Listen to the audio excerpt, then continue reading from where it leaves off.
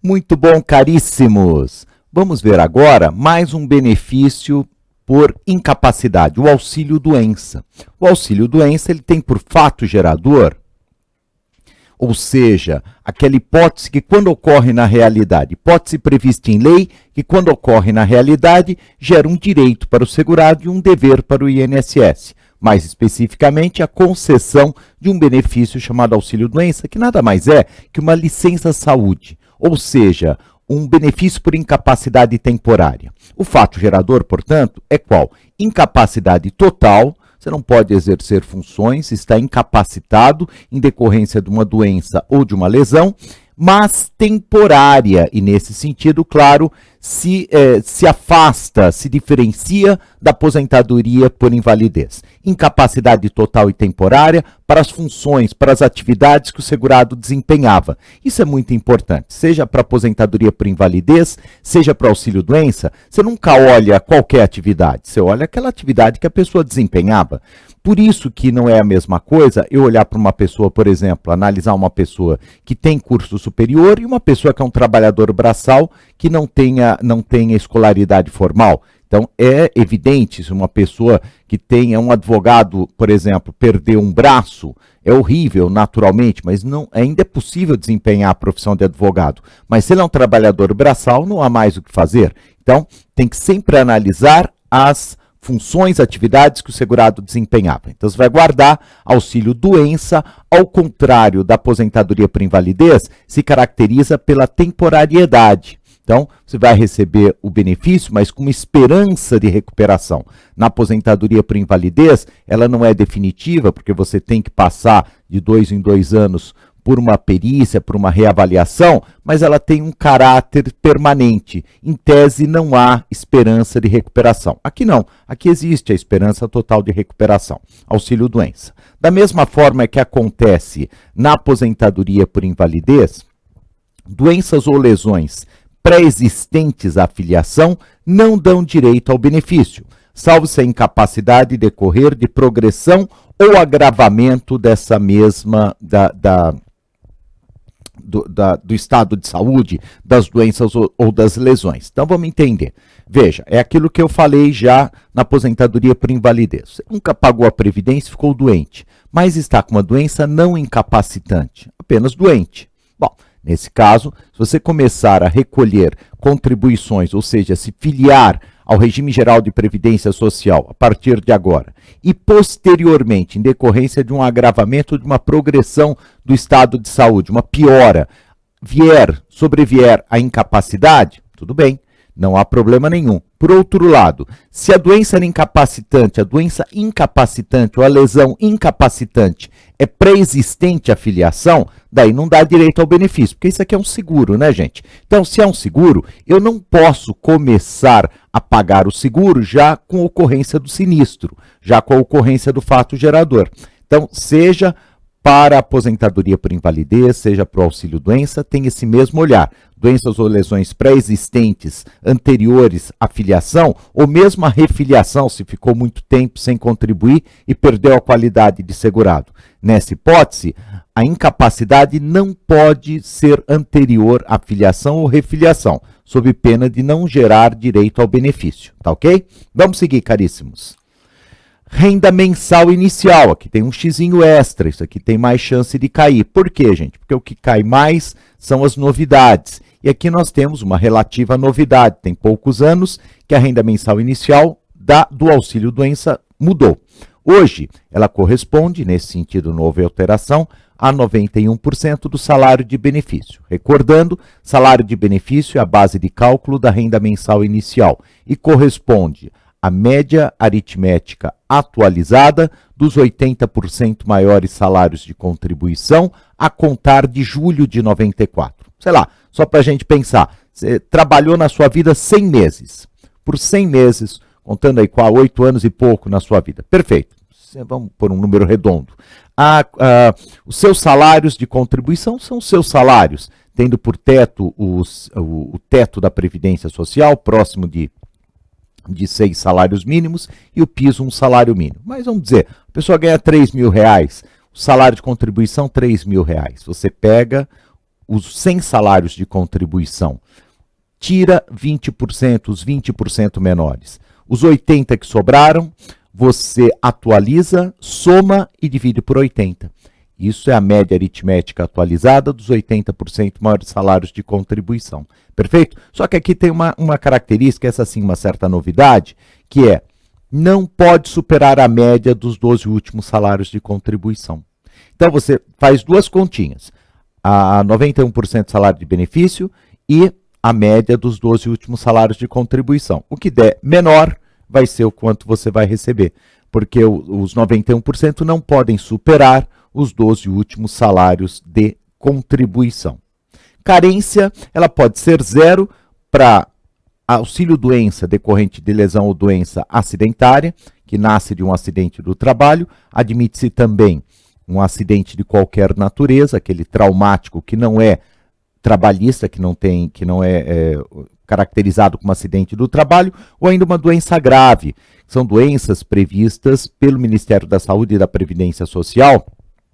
Tem um rol de doenças graves como cardiopatia grave, AIDS,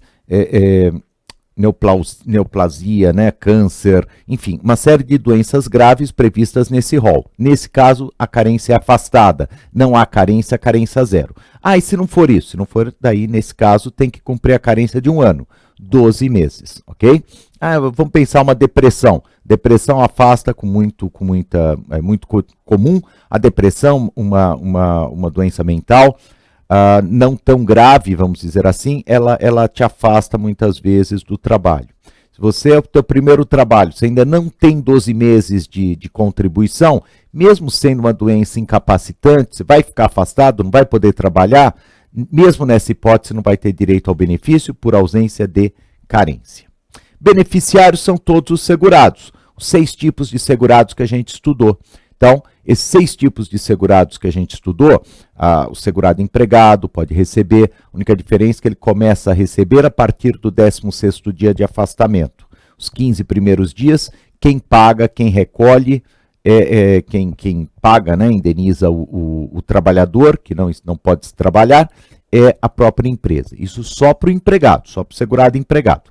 Para o segurado empregado doméstico, para o segurado individual, avulso, especial e facultativo, a data de início do benefício é a data de início da incapacidade. Em ambas hipóteses, você tem 30 dias, tanto o empregado a partir do 15º dia, o 16º dia, quanto os demais segurados do dia da incapacidade, tem 30 dias para efetivar junto ao INSS o seu requerimento administrativo. Vai lá, requer administrativamente. Antigamente tinha aqui no posto, hoje pode ir no posto, mas muitas vezes pode fazer, inclusive, esse requerimento online. Enfim, seja uma forma, seja outra, tem 30 dias para fazer. Puxa, Mário, por desconhecimento, preguiça, não importa, eu perdi esse prazo. Eu deixei de passar mais de 30 dias. E agora, perdi o direito? Não, mas você perdeu o direito aos atrasados. Você vai ter direito ao benefício só a partir do 16º do dia da entrada do requerimento administrativo,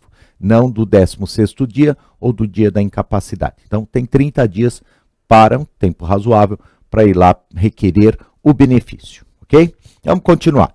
O segurado só terá alta. O que quer dizer alta? Vai cessar o auxílio-doença, vai poder trabalhar, se puder voltar para sua função habitual. Se mudar de função, deverá passar por reabilitação profissional antes da alta. O que é isso, gente? É assim, eu chego na perícia, você entra com requerimento administrativo no INSS. Você vai passar por uma perícia. Foi no seu médico particular, pegou documentação médica, atestados e tal, e vai e leva para a perícia do INSS. O perito do INSS, ele analisa e fala, olha, primeira perícia, pode falar, você não tem nada, no sentido de incapacidade, não vou te dar o benefício. Ele pode também te conceder auxílio-doença. Uma terceira opção, ele pode já conceder de cara uma aposentadoria por invalidez. E ele pode também ir renovando esse auxílio-doença, porque de tempos em tempos, periodicamente, vai se renovando a perícia para verificar se a pessoa recuperou ou não sua capacidade laboral. Vamos dizer que na terceira perícia ele fala, não, você tem capacidade, mas não para exercer essa função. Você não pode mais exercer devido a problemas ortopédicos, por exemplo, você não pode mais ficar trabalhando em pé, tem que trabalhar sentado. Trabalhar sentado é outra função. Nesse caso, antes de dar alta, você tem que passar por reabilitação profissional, que é um treinamento que o INSS dá para de alguma forma procurar te reabilitar, te ensinar uma nova função.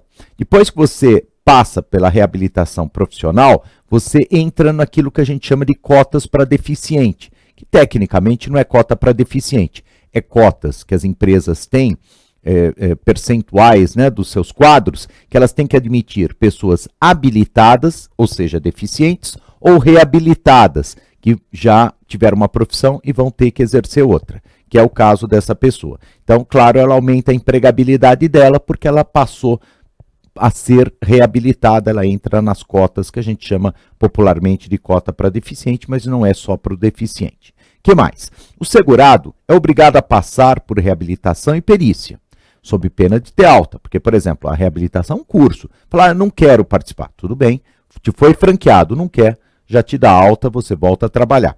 E perícias periódicas, se não aparecer, também tem alta.